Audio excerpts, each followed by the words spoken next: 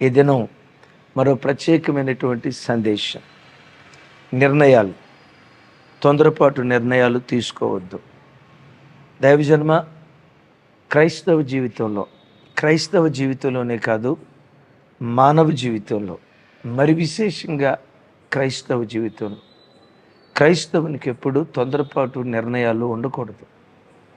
నిర్ణయాలు తీసుకునేటప్పుడు 1కి 10 సార్లు యోచించి ఆలోచించి దేవుని పాదాల చెంత కనిపెట్టి, ఇది దేవుని చిత్తమా కాదా, ఇలా అడుగులు వేయటం దైవ చిత్తానుసారమా కాదా అని దేవుని చిత్తాన్ని కనిపెట్టి అడుగులు వేయటం, అది నీకు నీ భవిష్యత్తుకు బహుదీవెన అని చెప్పటంలో లేశమైన సందేహం లేదు.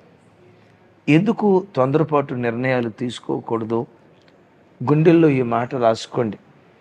మానవ జీవితంలో ఒక మనిషి ఆచితూచి 99 మంచి నిర్ణయాలు తీసుకున్నా, ఒక్క తప్పుడు నిర్ణయం తీసుకుంటే ఆ ఒక్క తప్పుడు నిర్ణయం జీవితం అంతటిని సర్వనాశనం చేస్తుంది, చిదిమేస్తుంది. అయ్యా, 99 మంచి నిర్ణయాలు తీసుకున్నాను కదా. ఎస్, 99 శ్రేష్టమైన నిర్ణయాలు తీసుకున్నా, ఒక్క తొందరపాటు తప్పుడు నిర్ణయం తీసుకుంటే ఆ తప్పుడు నిర్ణయం బ్రతుకును బుగ్గుపాలు చేసే ప్రమాదం ఉంటుంది. దయతో మనవి చేస్తూ ఉన్నాను. చాలామంది తల్లులు, అయ్యా, చిన్నప్పటి నుంచి అమ్మాయి చదువుల కాడ నుంచి కాలేజీ ఎడ్యుకేషన్ మొదలుకొని జాబ్ వరకు ప్రతి విషయంలో దేవుని చిత్తం కనుక్కొని అడిగేసామయ్యా. పెళ్లి దగ్గరే కులం చూసి, డబ్బు చూసి, దేవుని చిత్తాన్ని గురించి ఆలోచించకుండా తప్పటడిగేసామయ్యా. దాని పర్యవసానం ఇప్పటికీ మేము అనుభవిస్తున్నామయ్యా. ఒక్క తప్పుడు నిర్ణయం బ్రతుకును అతలాకుతలం చేసిందయ్యా. ప్రతి విషయం ఆచితూచి అడిగేసామయ్యా. అయ్యా, రూపాయి కూడగట్టి 50 లక్షల రూపాయలు ఎరిగిన వాడి వ్యాపారంలో పెట్టుబడి పెట్టామయ్యా. వాడి వ్యాపారమని చెప్పి మాయ మాటలు చెప్పాడు, నెట్ట నిలువున ముంచాడయ్యా. ఒక్క తప్పుడు నిర్ణయం మా పచ్చటి సంసారంలో నిప్పులు పోసిందయ్యా అని ఎంతోమంది బిడ్డలు చెప్తున్న మాట. తమ్ముడా, చెల్లి, ఎప్పుడు తొందరపాటు నిర్ణయాలు తీసుకోకు, దుడుకుగా అడుగులు వేయకు. సామెతల గ్రంథంలో ఒక స్థలంలో రాసి ఉంటుంది. రెఫరెన్స్ తెలిసిన వాళ్ళు కింద కామెంట్ బాక్స్లో రాయండి. తొందరపడి నడుచువాడు దారి తప్పిపోతాడు. విన్నారా? తొందరపడి నడుచువాడు దేవుని దారిలో నుంచి, దేవుని చిత్తంలో నుంచి తొలగిపోతాడు.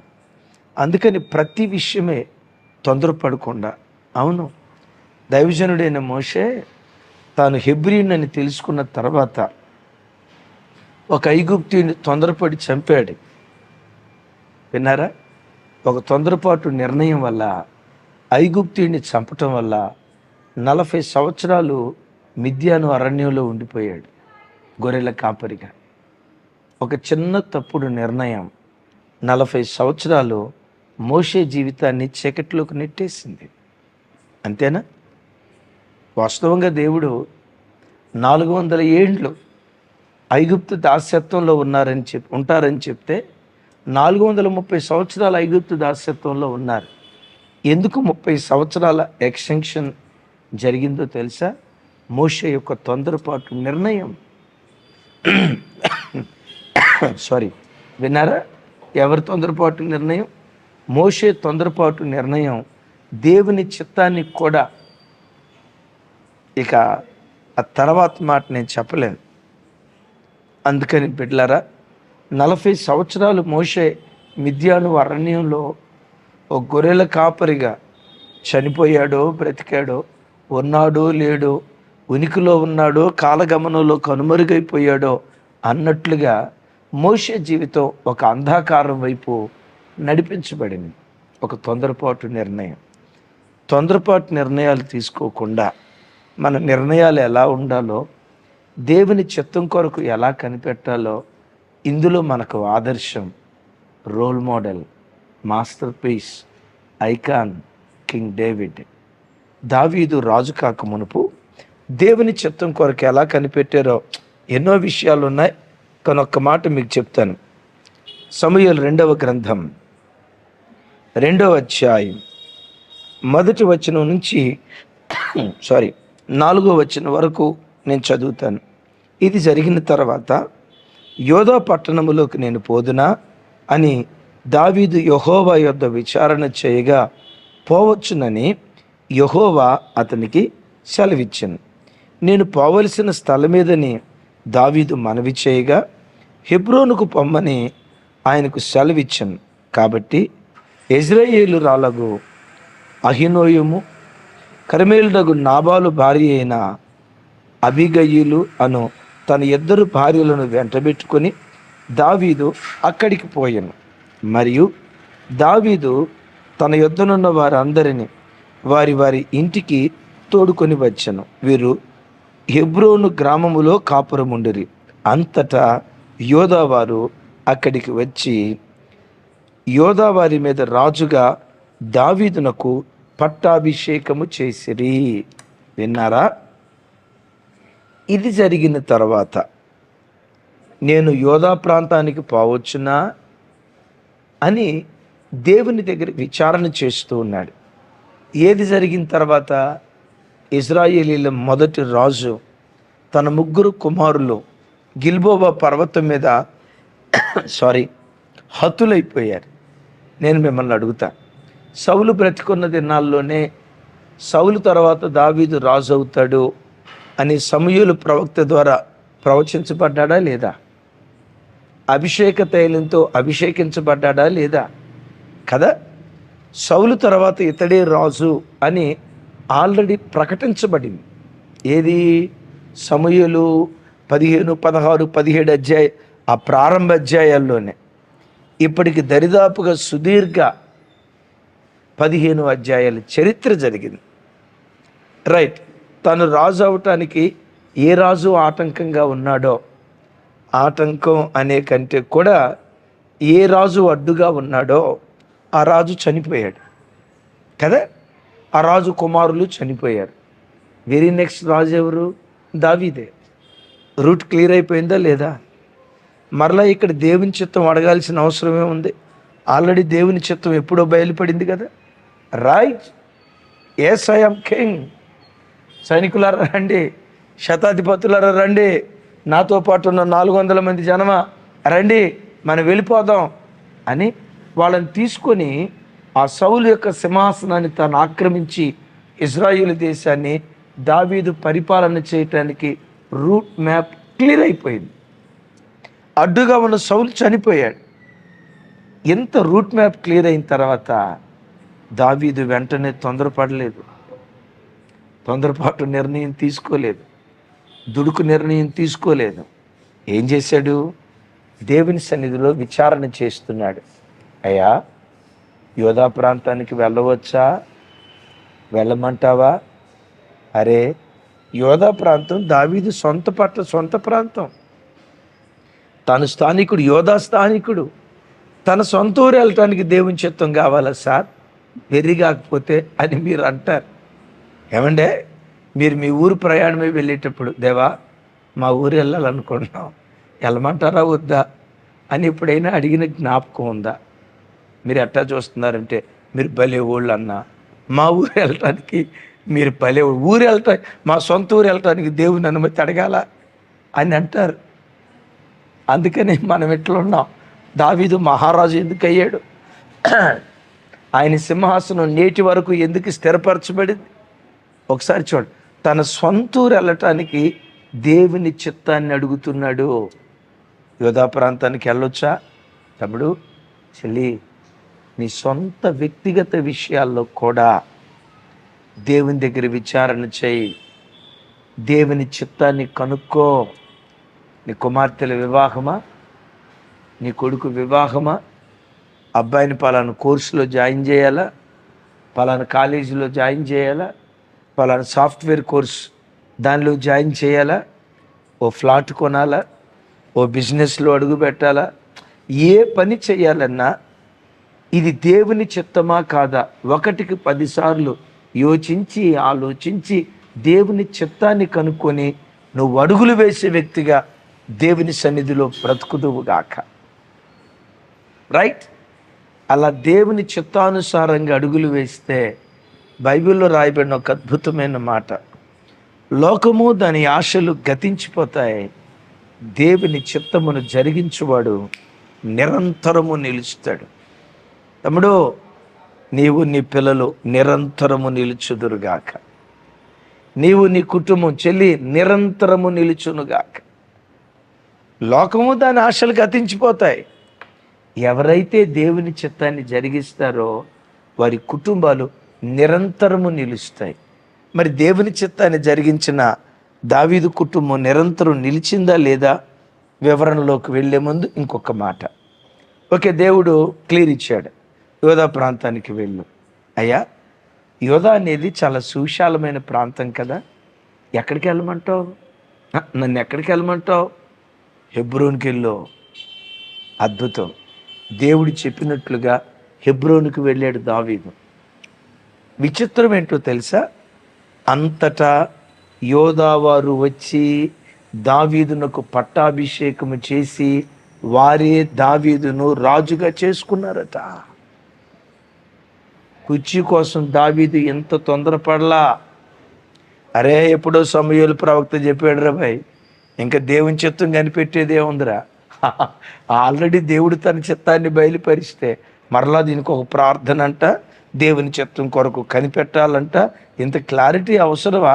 ఆల్రెడీ దేవుడు క్లారిటీ ఇస్తే అని దావీదు తొందరపడలా, కుర్చీ కొరకు పరిగెత్తలా.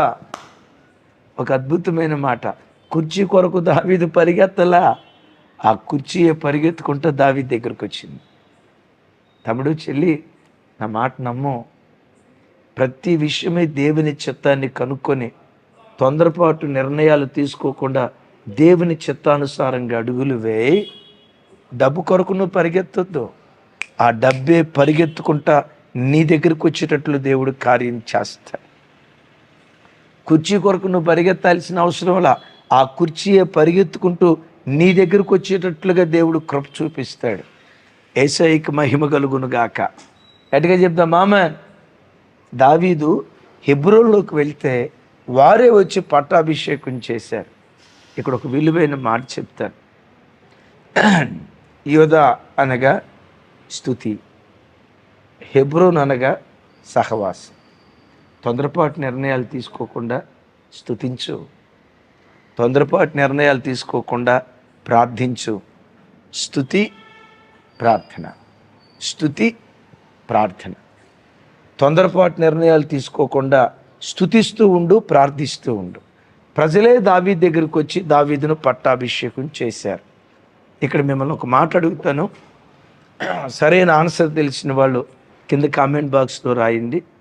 దావీదు దగ్గరికి ఇజ్రాయేలు 12 గోత్రాల వారు వచ్చారా, ఒకే గోత్రం వాళ్ళు వచ్చారా? మీరు ఇప్పుడు బైబిల్ చూడొద్దు, కింద కామెంట్ బాక్స్లో రాయండి. 12 గోత్రాల్లో రాలా, ఒక యోధా గోత్రం మాత్రమే వచ్చింది. తతిమ 11 గోత్రాలు దావీదు దగ్గరికి రాలా. విచిత్రం ఏంటో తెలుసా? 7.5 సంవత్సరాలు యోధా ప్రాంతాన్ని మాత్రమే దావీదు పరిపాలన చేశాడు. నేనంట సౌలు తర్వాత దావీదు అని రూట్ మ్యాప్ క్లియర్ అయిపోయిందే, యోధా వాళ్ళు వచ్చి పట్టాభిషేకం చేశారే. తతిమ 11 గోత్రాల వారు తన దగ్గరికి రాకపోతే దావీదు కత్తి పట్టుకొని ఎవడరా నాకు అడ్డం నిలబడేవే. అయినా సౌలు బ్రతుకున్న దినాల్లో ఏం చేశాడని మీరు సౌలు కుటుంబ పక్షాన్ని ఉన్నారు. గొలియాతుని చంపింది ఎవరు? సౌలనేనా? చెప్పండి. వాళ్ళని అడిగేవాడు, సౌలనేనా? అరే, దేశాన్ని కాపాడింది నేను రాబాయ్. ఎంత త్యాగం చేస్తే మీరు ఇంకా సౌలు పక్కన ఉంటారేంటి? ఎవరున్నారు సౌలు కుటుంబంలో? అందరూ చచ్చిపోతే ఏదో ఒక కొడుకున్నాడు, ఆయనెందుకు వెంబడిస్తారు? ఆల్రెడీ సమూయేలు ప్రవక్త నేను రాజునని ప్రకటించిన సంగతి మీకు తెలీదా? అందుకనే కదా సౌలు నన్ను చంపాలని చూసింది. రండి, సమాధాన పడతారా? సై. సమాధాన పడనంటారా? యుద్ధానికి సై అని కత్తి తీసుకొని పరిగెత్తాల్సింది. పరిగెత్తాడా దావీదు? నో. 7.5 సంవత్సరాలు కేవలం యోధా ప్రాంతాన్ని మాత్రమే పరిపాలన చేశాడు. కుర్చీ కొరకు పరిగెత్తలా, తొందరపాటు నిర్ణయం తీసుకోవాలా. ఏం జరిగింది చూడండి. సమూయేలు 2వ గ్రంథం 5వ అధ్యాయం, అందరూ చూడండి. సమూయేలు 2వ గ్రంథం 5వ అధ్యాయం 5వ వచనం, మొదటి వచనం, అలాగే 3వ వచనం నేను చదువుతాను. నాతో కలిసి మాటలు చెప్పడానికి ప్రయత్నం చేయండి. ఇజ్రాయేలు వారి సకల గోత్రముల వారు హెబ్రోనులో ఉన్న దావీదు వద్దకు వచ్చి, చిత్తగించుము, మేము నీ ఎముక వంటి వారిమి అని చెప్తూ 3వ వచనంలో అంటారు, మరియు ఇజ్రాయేలు వారి పెద్దలందరూ హెబ్రోనులో రాజునొద్దకు రాగా, రాజైన దావీదు హెబ్రోనులో యెహోవా సన్నిధిలో వారితో నిబంధన చేసెను కనుక ఇజ్రాయేలు వారి మీద రాజొకటకై వారు దావీదునకు పట్టాభిషేకము చేసిరి. ఎవరు చేశారు? వాళ్ళే చేశారట సార్. ఇజ్రాయేలీ దగ్గరికి దావీదు పరిగెత్తుకుంటూ వెళ్ళాడా? ఇజ్రాయేలీలే దావీదు దగ్గరికి పరిగెత్తుకుంటూ వచ్చారా? ఆ 11 గోత్రాల వారు దావీదు దగ్గరికి పరిగెత్తుకుంటూ వచ్చి వారే తమ మీద రాజును పట్టాభిషేకం చేసుకున్నారట. తొందరపడలా, దేవుని చిత్తం కొరకు కనిపెట్టాడు. దుడుకు నిర్ణయం తీసుకోలా, ఓపికతో నిరీక్షించాడు. తమ్ముడా, చెల్లి, ఓపికతో నిరీక్షించు. తొందరపాటు నిర్ణయాలు తీసుకోవద్దు, దుడుకు నిర్ణయాలు తీసుకోవద్దు. డబ్బు ఉందనో, వాళ్ళు ఎవరో చెప్పారేనో, బంధువులు సలహా ఇచ్చారేనో, ఎవరో ఆలోచనలు తీసుకొని పొరపాటున జీవితంలో దుడుకు నిర్ణయాలు, తొందరపాటు నిర్ణయాలు తీసుకోవద్దు. దావీదులాగా దేవుని చిత్తం కొరకు కనిపెట్టు. ఆయన చిత్తాన్ని నెరవేరిస్తే, ఇందాక చెప్పాం కదా, లోకము దాని ఆశలు గతించిపోతాయి, కానీ దేవుని చిత్తమును జరిగించువాడు నిరంతరము నిలుస్తాడు. విన్నారా? ఎంతకాలం నిలుస్తాడట? నిరంతరము నిలుస్తాడు. దావీదు 40 సంవత్సరాలు పరిపాలన చేశాడు. బ్రతికిన కాలం అంతా నిలిచాడు. బ్రతికిన కాలం మాత్రమే నిలిచాడా? దావీదు చనిపోయిన తర్వాత కూడా ఆ సింహాసనాన్ని ఎవరు ఏలుబడి చేశారు? ఒకసారి చెప్పండి. ఆ సింహాసనాన్ని ఎవరు ఏలుబడి చేశారు? దావీదు సింహాసనం టిల్ డేట్ నేటికి నిలిచే ఉంది. నేటికే కాదు, సూర్య చంద్ర నక్షత్రాదులు ఉన్నంత కాలం దావీదు సింహాసనం నిలిచే ఉంటుంది. ఎవ్వడు దావీదు సింహాసనాన్ని పడగొట్టలేడు. నేనంట, బాబోయ్, ఎప్పుడో క్రీస్తు పూర్వం 1000వ సంవత్సరానికి చెందినవాడు కదా దావీదు. 3000 సంవత్సరాల నుంచి దావీదు సింహాసనం ఇప్పటి వరకు నిలిచింది కదా. కారణం ఏంటో తెలుసా? దేవుని చిత్తమును జరిగించువాడు నిరంతరము నిలుస్తాడు.